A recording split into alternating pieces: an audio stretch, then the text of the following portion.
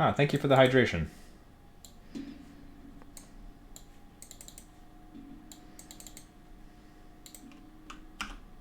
That's not right.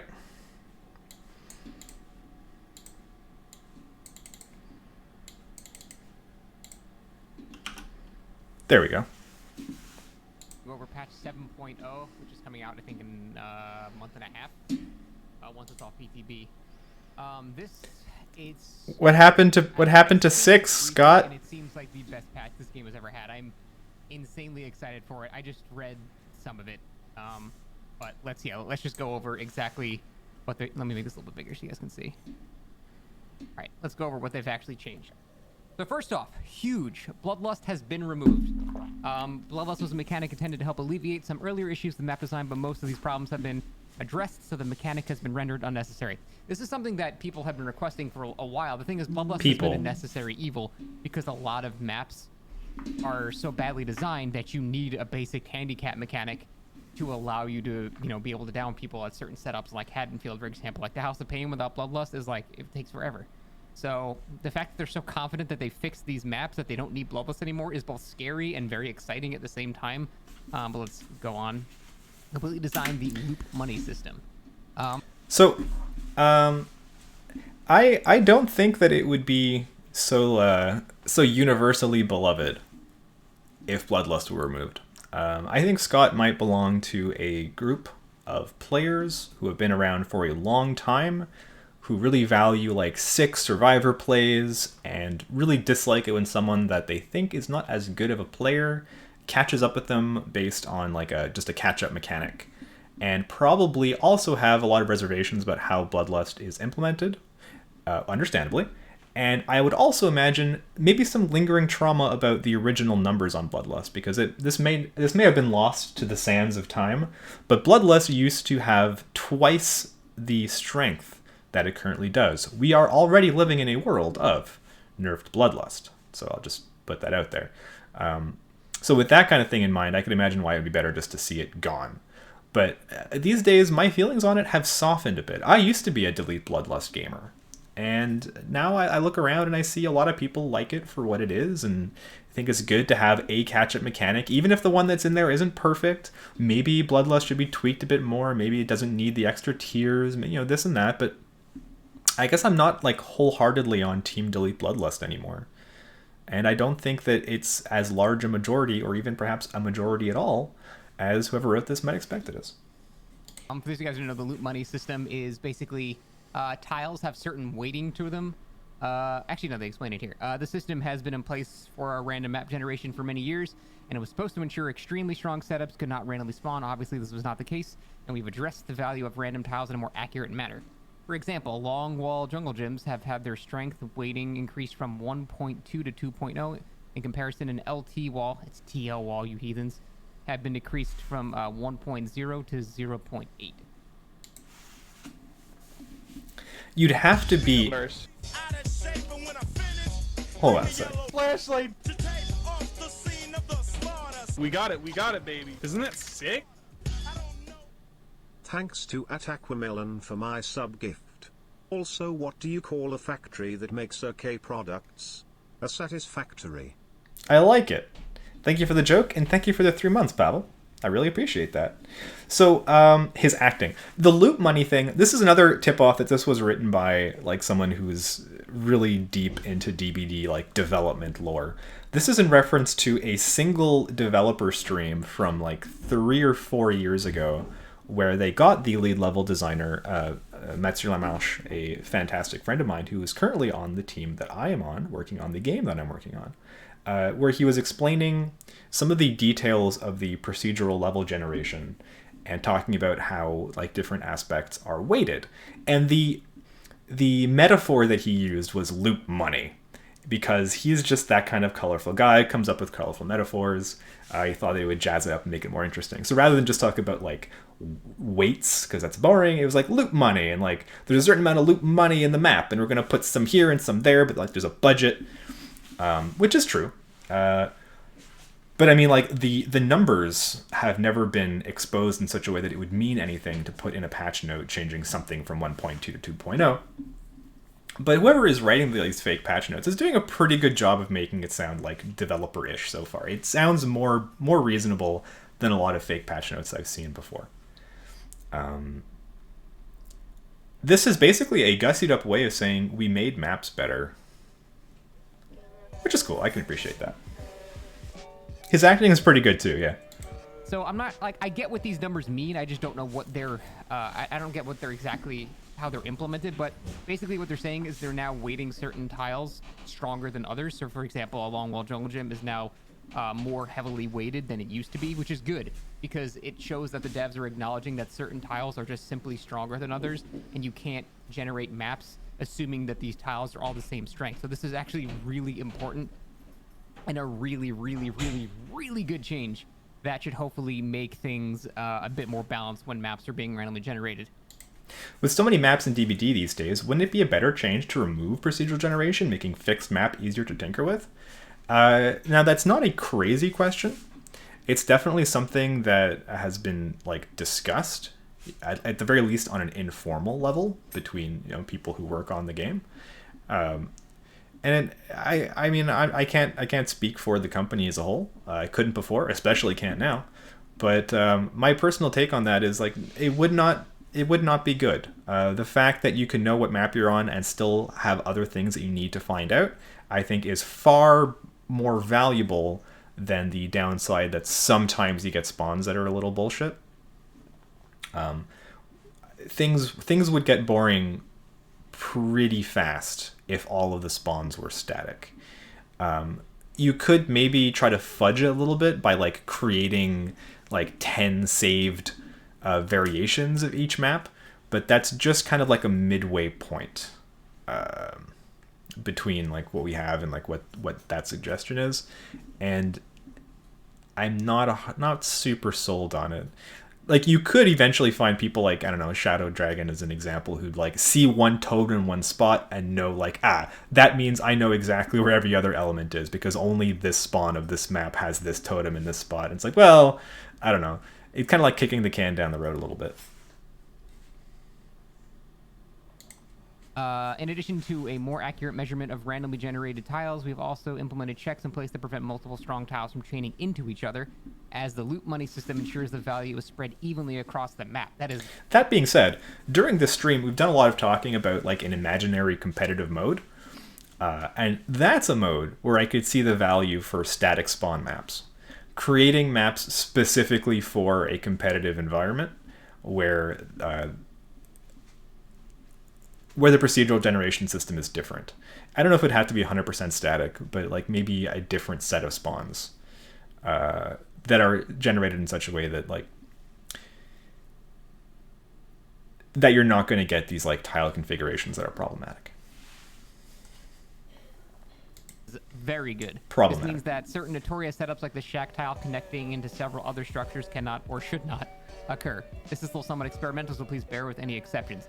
Yeah, so this shows that they really understand, like, at the high level, Incorrect one of the bear. main issues in the game is chaining tiles together. And in the hands of a very good survivor, this is why maps like Fractured Cowshed are so ridiculous, because you can have the shack that's connected to a tile that's connected to another tile, and you can chain all these together with like zero pallet usage. It's ridiculous. So the fact that they're acknowledging this is actually huge. The effects for the perk Kindred have now become base get. The effects has now? Shouldn't it be? My favorite part of this video so far is Scott's Rocco's Modern Life sweater. Have now?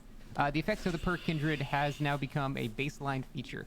In our ongoing attempts to bridge the difference between solo queue and survive with friends, we hope the base ore rating of Kindred will minimize the gap without imposing too much additional power to survivors. The perk Kindred now grants all survivors an 8% increase in generator repair speeds, while the killer remains within 12 meters of the hook survivor. That's interesting. So it's actually like, now by default you can... Did he write these? Is he congratulating himself? Or did he come up with this within be like his group of friends? Or did someone else just forward it to him? I wonder.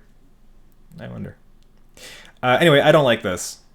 The conversation about like should Kindred be baseline, like that's a conversation that's been had, and while like it's an interesting one, it's a lot of there's a lot of stuff in Kindred, and I feel like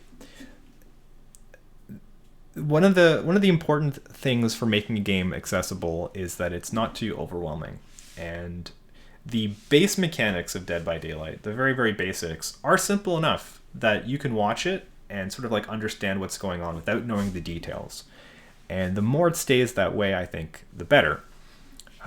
Taking perks that people feel are like very important and then just baking it in so that everyone has them at all times, I think has a lot of downsides in terms of complexity of the game when you're trying to pick it up.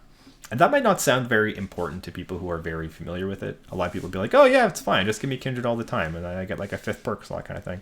But I think like there's a big difference between an ability that you have all the time that you didn't ask for, you don't know how it works when you start with it, it's just always around. That's a completely different beast than a perk that you bought and you read and you equipped on purpose. You're going to be looking for the feedback of it working. It's going to be something that you chose. And seeing the effect of a choice that you made in a game is a completely different vibe than just baseline shit that happens whether you think about it or not, whether you want it or not. So adding a whole bunch of complexity for like questionable gain is something that I don't love. I like the fact that the survivors don't start with a whole shit ton of abilities and they pick them. And you have to make choices about which ones you want, and you then feel rewarded or not based on the choices that you made. And I think that's more important. Also, on a pure balance perspective, there's no way that it would just, in its current form, be dumped on every player. It would have to be adjusted. You can see your teammates which are on the hook, so it's not going to benefit Survive with Friends at all, but it'll benefit solo queue players who frankly kind of get screwed over quite a bit.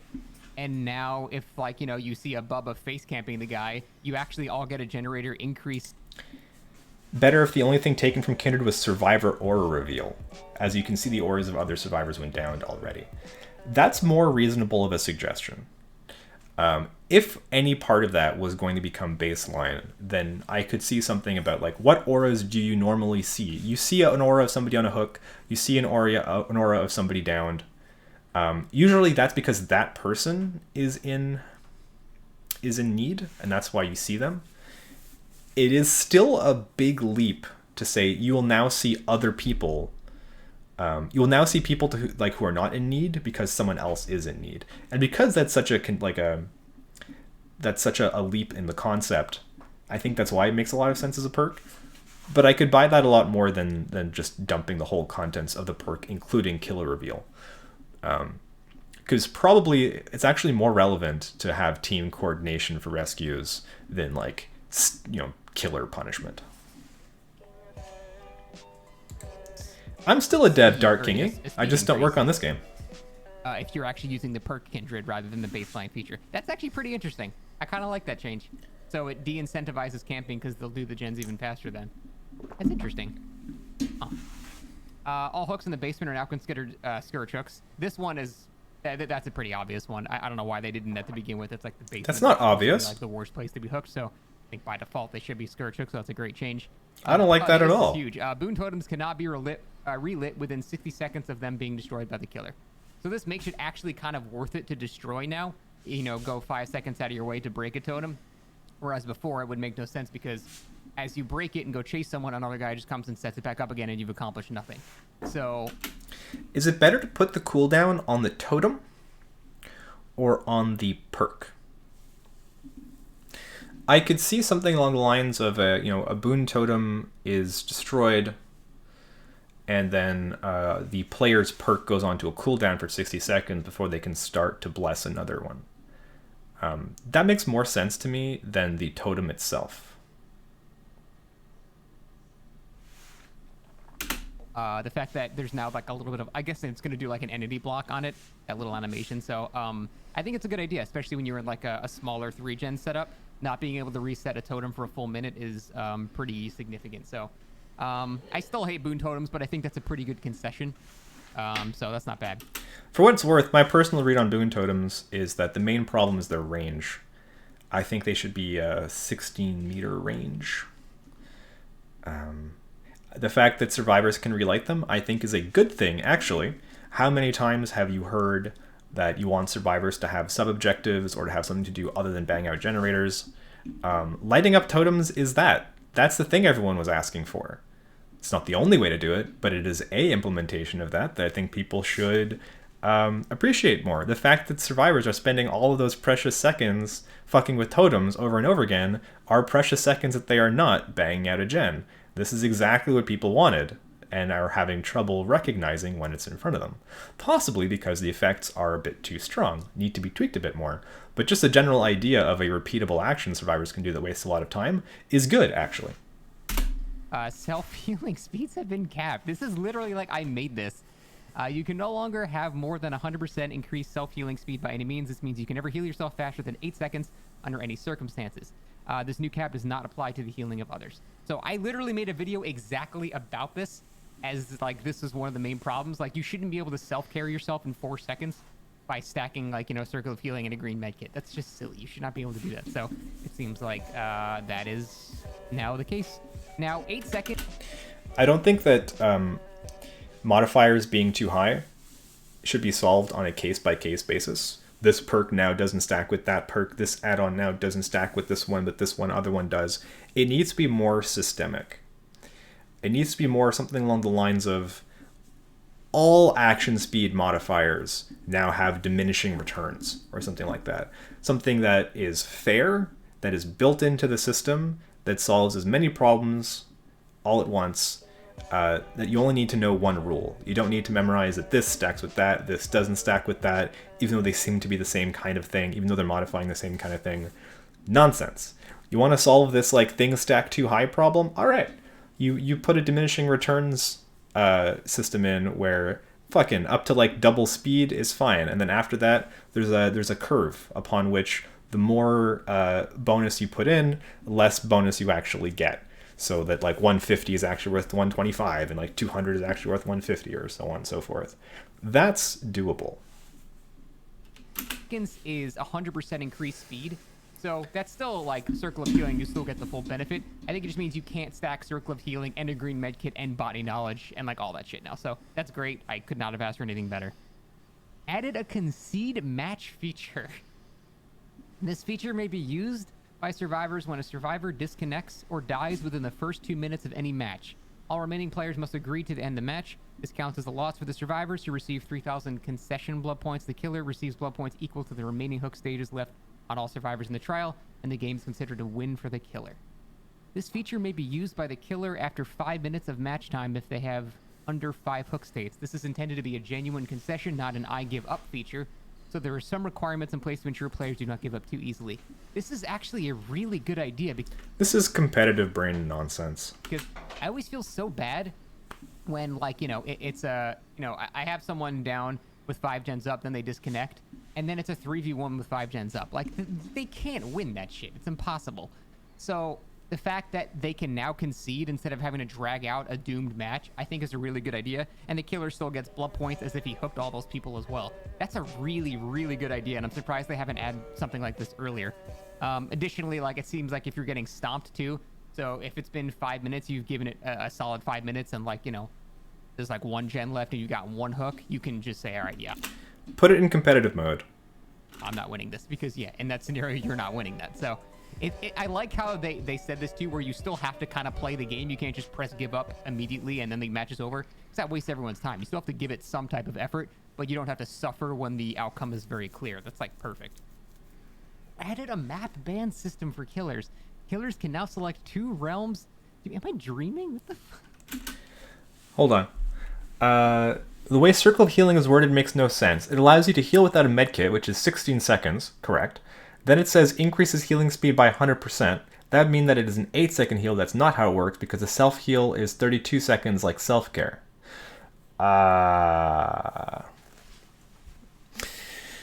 Yeah, so this was definitely, I think, a case of people sort of forgetting how things got to where they currently are. Because a self-heal, like, the healing bucket is 16 charges. The reason why it takes 32 seconds to self-care is because you're doing it at 50% of your speed. It was done at 50% of your speed so that you don't gain efficiency over having someone else heal you in terms of total number of survivor seconds spent. There's a reason why these numbers were picked. If Circle of Healing was to offer you a 16-second self-heal, which is like big news, that's like medkit speeds, then it just needs to say it lets you heal yourself without a medkit. It doesn't have to say it gives you 100% extra. I think the reason why it does, if I had to guess, it might be because of how it's implemented, and it should not have ended up in the description. It's very possible that the self-heal that they're using has a modifier in the interaction itself, which slows it down. And some poor programmer was like, hey, we're going to need like an action speed modifier if you want to bring this to 16 seconds. And then somebody else who got the information about like what the modifiers are was like, oh, well, the perk should be as honest as possible. It has like a healing speed increase on it. I could see all of this happening where like every person involved is just like honest and trying to do the right thing, and you end up with a result that should not be that way if you look at the big picture. So yeah, no, you're right, Liam. If Circle of Healing meant to give you a 16-second self-heal, then it should just say lets you heal yourself without a med kit and not fuck with the speeds.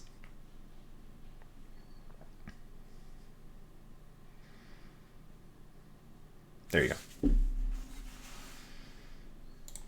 Killers can now select 2 realms to never be randomly selected. Map offerings can still force the map for either side.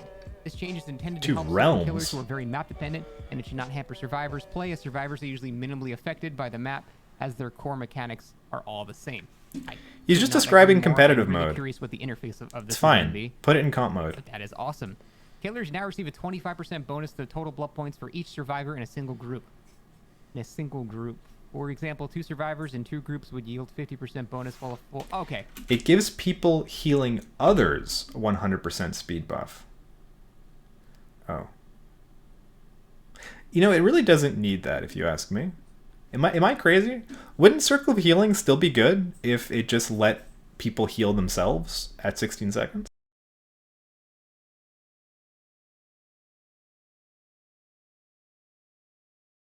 Double speed healing other people at all. In fact, I forgot that it did that, and I'm gonna continue in my head. I'm just gonna continue pretending it doesn't exist. That seems a bit much. Okay, so it's saying if you have like two separate groups of 2-mans, then you get a 50% bonus because the highest single group is 2 people. But if you have a full 4-man, then you get basically double blood points. This is intended to reward killers for enduring the additional challenge that comes with communication of survivors. That's awesome. I can't imagine a single person's going to complain about that. Wait, hold on. Challenge accepted.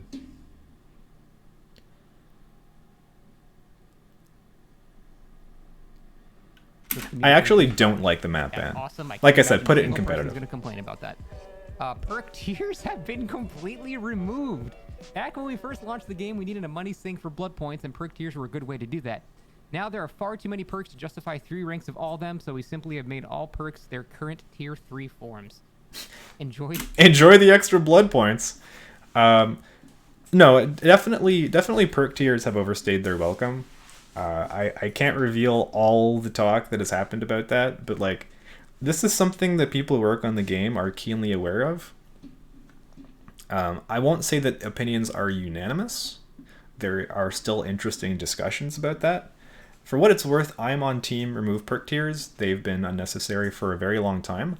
But, big caveat, that is not the solution for the grind that we're looking for. It just kicks the can down the road. I don't like it because it makes leveling up uninteresting. Let me put it that way. As in, there's very little excitement in picking up a perk tier increase. There may have been more of that originally when the differences between perk tiers were much larger than they are now. If you look back in time, you'll find that the progression scale was usually like very, very small, and then like double that, and then double that. So like the level 1s were very useless. There was a change in philosophy to make level 1 perks usable, and that like the extra perk levels just kind of make it a little bit better, or just like for optimization. But like 95% of the bang for your buck you get on level 1. which is actually something that really does help with the grind, because you don't need to get the max level of your perk before you can use it. You can actually use the level 1, even though you acknowledge that it's not going to be quite as good as it would have been otherwise. But that's a lot less exciting to get that kind of upgrade. So yeah, it is not necessary anymore. The perk levels were more of a concern early in the game when it wasn't sure whether there would be enough stuff to fill blood webs for a long-term progression. There is probably enough stuff now that you would not need perk tiers. It's not the end of the road, though. I think that there's a lot more that has to be done to overhaul your blood web, your progression, how you unlock perks for other characters before you can say, that's it, we fixed the progression. Namely, that right now we have a geometric progression, where every time you add a new character, it adds a new character's worth of work to all other characters. So that scales badly. A programmer would look at that and be like, aha, you need to change this from your n squared to a n or n log n kind of situation. Anyway. No, it does not, Liam. That is not true.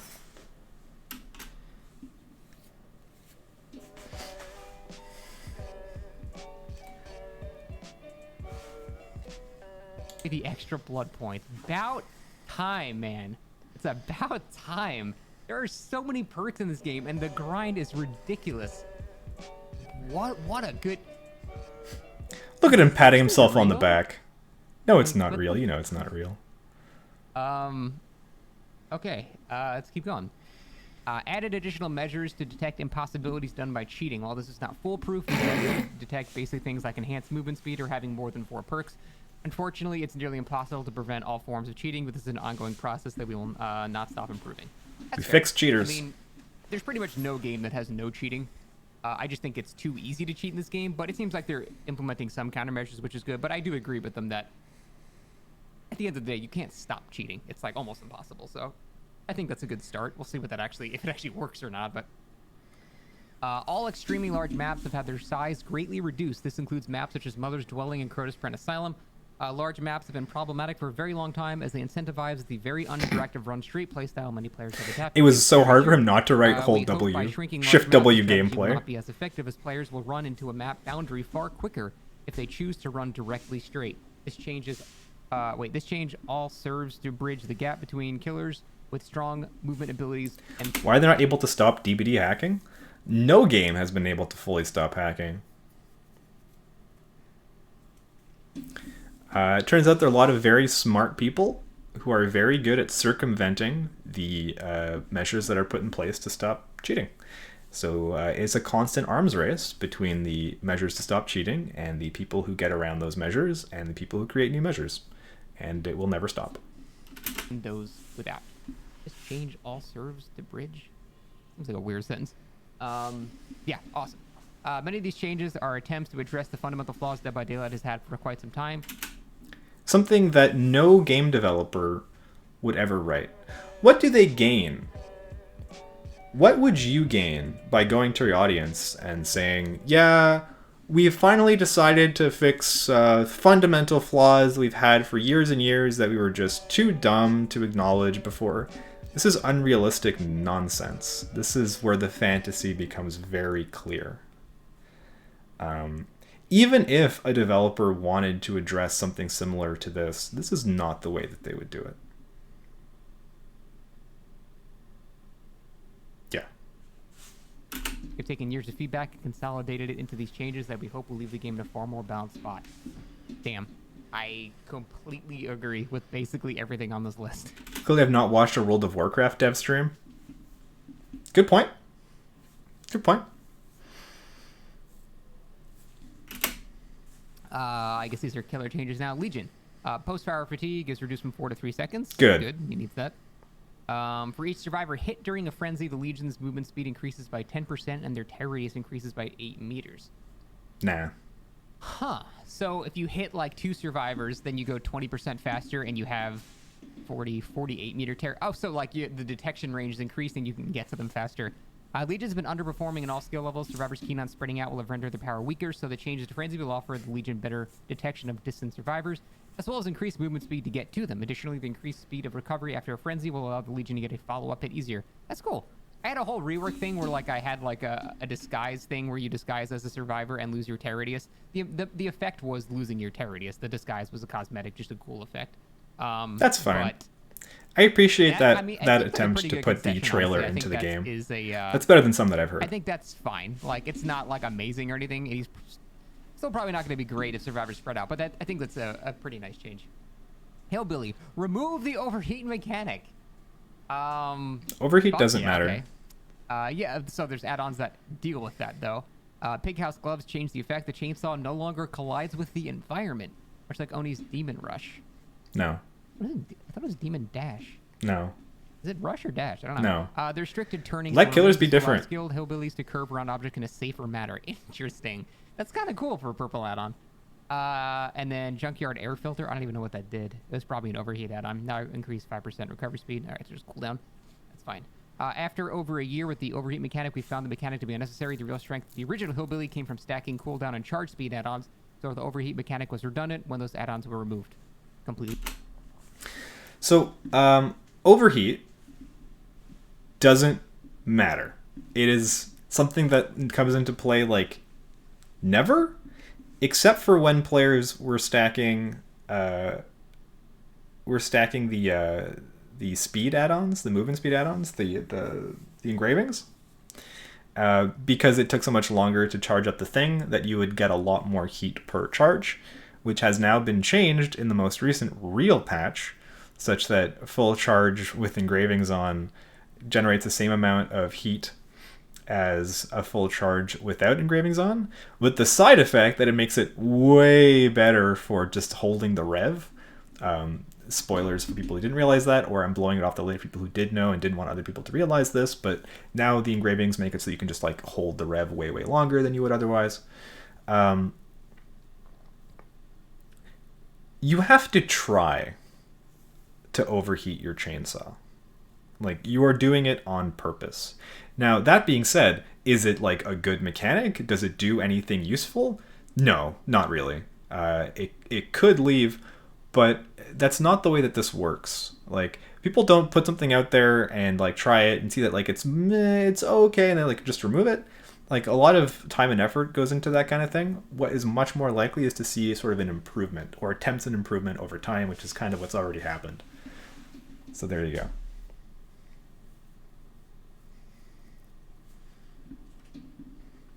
I agree. It's like McClean's spirit is now buffing Billy again. The shape. Stock speed is now increased the further the target is away rather than decreased. Survivors who have been fully stocked are now permanently visible when the shape is in tier 3. I guess that means their auras are permanently visible. While in tier 3, That's the not shape bad. recovers Well, from stuns 50%. No, it is bad. It's very annoying. It kind of sounds like a cool add-on. But I appreciate the thought. Faster and breaks pallets 20% faster. These effects do not stack with the perks Enduring and Brutal Strength. We wanted to home in on the Stalker Can Bubba overheat? Bubba has something even worse, where if you hold the M2 for long enough, he just goes into his tantrum. I'm not happy about where Bubba is at the moment. Just any of it, really. I don't like the wait until the last second to press the button to get the longest like charge. I don't like I don't like it. Not a fan. I don't know. Just the core like principle of his thing about the like full control chainsaw charge. It's just like a charge up lunge that one hits, but it's long. Never liked it. Didn't like the rework of it. But you know, just because I don't like it doesn't mean it's bad. I want to put that out there. A lot of people like him. I'm not saying that you're wrong. We can all have different opinions, and that's okay. aspect that has made Michael Myers so iconic. As such, stalking survivors from a distance will now grant evil within at a far faster rate, as it made no thematic sense to stalk survivors who were immediately nearby. True. Additionally, the more Myers stalks a survivor, he will eventually be able to know everything about them and see their auras while in Tier 3. It's auras.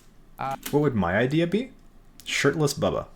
So we hope these changes will improve the theming of the shape as well as improve their strength. That's awesome. That's actually very similar to suggestions that I've had for this killer. So that is very, very cool. I'm not sure how much better this will make him, but I mean, it seems like at the very least, this is just an objective buff. He can kind of like brute force some shit now. That's kind of cool. The pig. The first puzzle box never No. contains the key to remove reverse bear. No! Crap. Interesting. Increase the movement speed of the pig by 10% while crouching. That's significant. The roar sound effect now...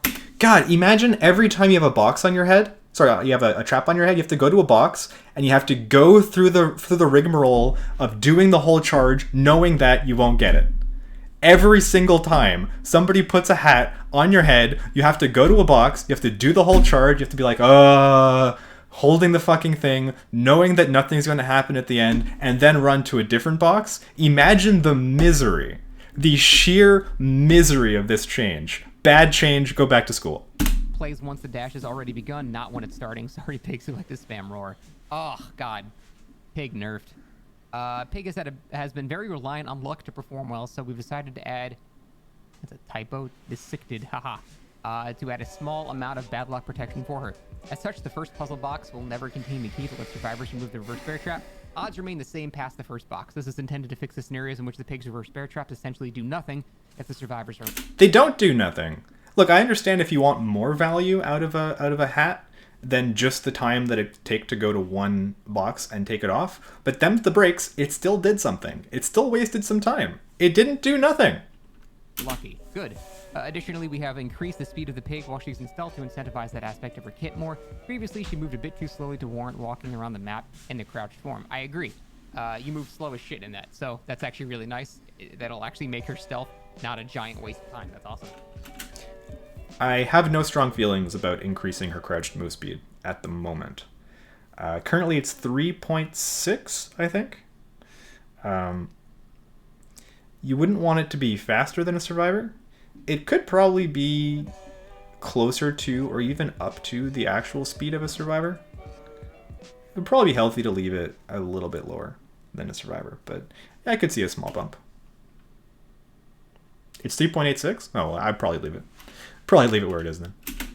Deathslinger. Yo, math man! Yo, what's up? We're reading totally real patch notes. The Instascope feature that many had an issue with, we neglected to give our Deathslinger any compensation. As such, he now moves at a normal killer movement speed. I feel like that's a lazy change, but also a welcome one. Like, I think I'm okay with that. Because there are, like, ranged killers now that have, like, Crow Lady, the artist. She now has ranged attacks, and she has normal movement speed, so it's not like the archetype where if you have a ranged attack, you have to move slow now. Hell, Pyramid Head with double range add-ons is basically like a short range killer as well, almost like Deathslayer, and he's got normal movement speed too, so I think that's... After removing sorry, I know he's going to get to it, but I'm just reading this and laughing. After removing Instascope feature that many had an issue with, we neglected to give Deathslinger any compensation.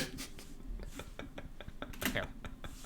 Ghostface, improved reveal logic. This one is fairly simple and complicated. All players should be aware of improved reveal logic. Responsive for both sides. Now, I know a little bit about how complicated the reveal mechanics actually are, and like why it can sometimes be finicky. So I see this with two different brains. My player brain is, my developer brain is like, this is actually very complicated. It has to do with like a lot of things about screen space that aren't obvious, and has to do with the difference in perspective between what's on the server, what's on the killer's perspective, what's on the survivor's perspective. Obstruction is also a little bit more complicated than you might think. Trying to determine like how much of a character is visible or not is a non-trivial problem. And then my player brain's like, I don't care, just fix it. So I am of two minds on this one. You should not be revealed behind walls, and you should be revealed in the open. Yeah, I'll believe it when I see it. Okay, I'll believe it when I fucking see it. The Oni.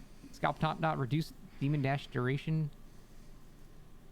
I feel like I've already seen this. We did that. That happened. Didn't they already do this? Yeah, we did. Oh, I see what he's doing here. He's putting in things that he's pretending like he's shocked at this, even though he wrote it, or I don't know if he wrote it or not, but like I'm picturing that he wrote it and he throws some stuff in that makes it seem like he didn't write it, and that's what this is. That's what I'm imagining here. He's doing some acting. It's like some community theater stuff. I thought they already nerfed this? Maybe not, or maybe like they went back on it, or they changed the values. I'll have to check on that. Am I gonna make an add-on change for Pyramid Head? No, I don't work on Dead by Daylight anymore. Or they already changed that. Huh. That's weird.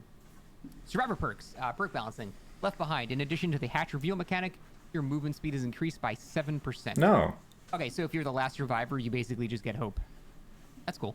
No, it's not. Remove the regression penalty for missing a skill check. Yeah, I don't know why it had that to begin with. Technician right now, you have a penalty for missing skill checks, which was really, really weird. I mean, I agree. No, whether you The like penalty for missing skill checks thing is kind of like an attempt to. It's almost a throwback to more like flavorful stuff, interesting give and take. I'm on the team that, like, while it is cool and I wish we lived in a world where we could have more perks that have like fun upsides and downsides and like a little bit more to think about.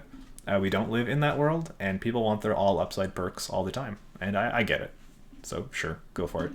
You now start the trial healthy, but can never be healed once injured. This is a change to No Mither people have been requesting for a really long time. So basically, the killer doesn't know you have No Mither until they actually hit you, and then they see you're broken. It's No Mither. That's actually kind of cool, and you actually can tank that first hit without having that huge penalty. Obviously, the killer's not... So the reason why No Mither doesn't do that is very obvious. It's been discussed many, many times. No Mither is a all injured all the time perk. You want to be able to get the advantages of being injured right off the bat without having to actually encounter the killer for stuff like resilience or whatever the fuck you want to do where your dude needs to be injured. This is the start the game injured perk. Unless you want to suddenly go down a weird rabbit hole of giving you the advantages of being injured without appearing injured, which I think maybe let's not. There are other things that I would like to see No Mither do. This isn't one of them. Not going to slug you once they realize you have it, but you get an extra hit now with No Mither, which is kind of huge. That's a really nice buff. Might actually be worth running. Flip-flop, remove the range requirement. I didn't even know there was a range requirement of flip-flop. You heal survivors on the ground 20% faster. Okay. So it was like a help your friends that are slug perk, and it's kind of got like a mini we're going to live forever now, so that's cool. And they removed range requirements. It's probably still not going to see use, but whatever. Kindred, while the killer remains within 12. Okay, this is what they set up there, so you know what the Kindred changes.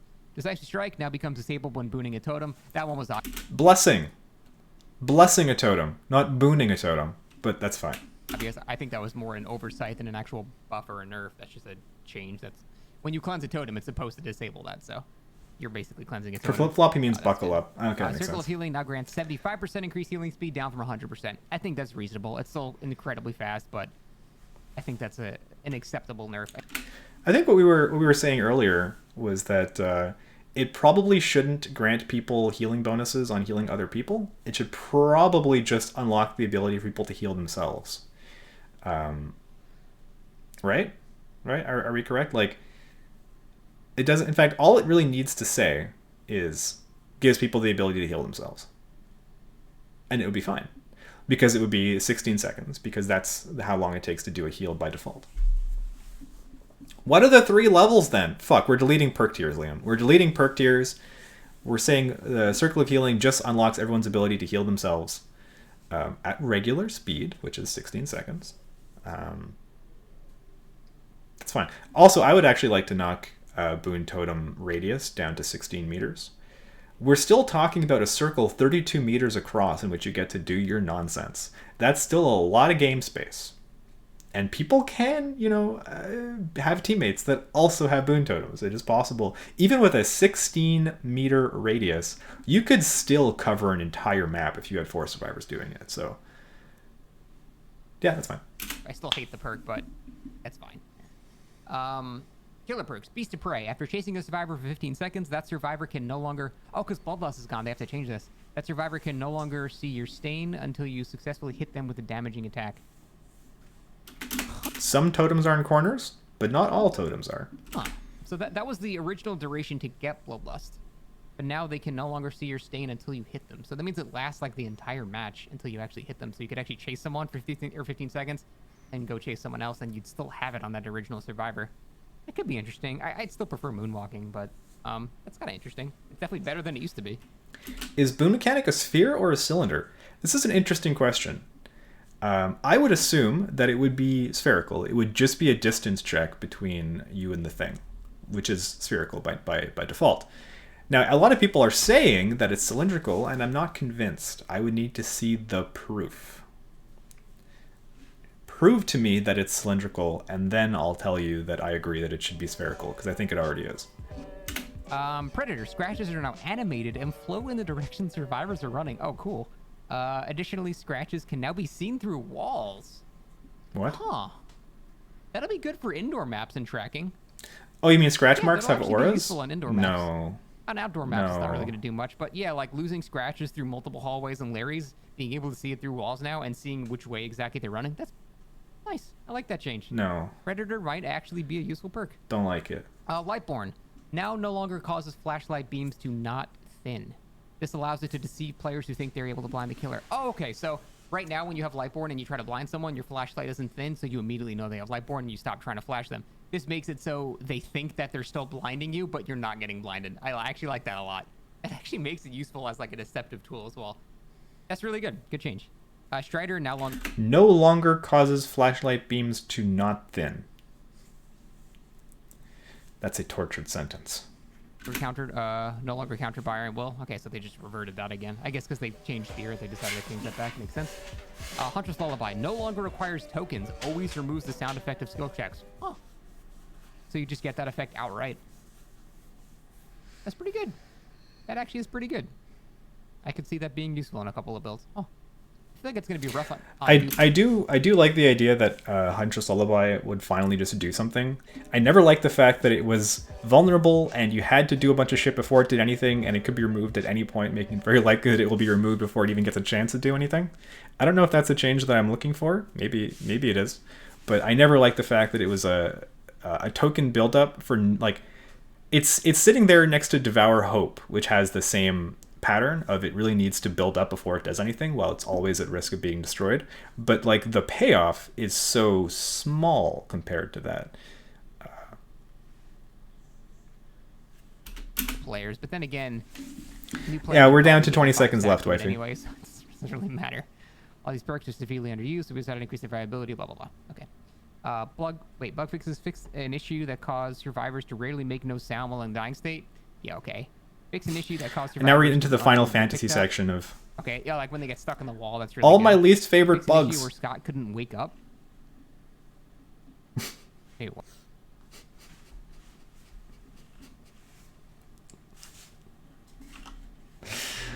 Never mind. That was better than I was imagining it was going to be. Thanks, Scott. All right. Hey, you guys want to play Dead by Daylight? Let's play Dead by Daylight. That game's pretty good. I hear that this patch 7 is coming with all the fixes that I really wanted. It's going to be great, guys. I promise.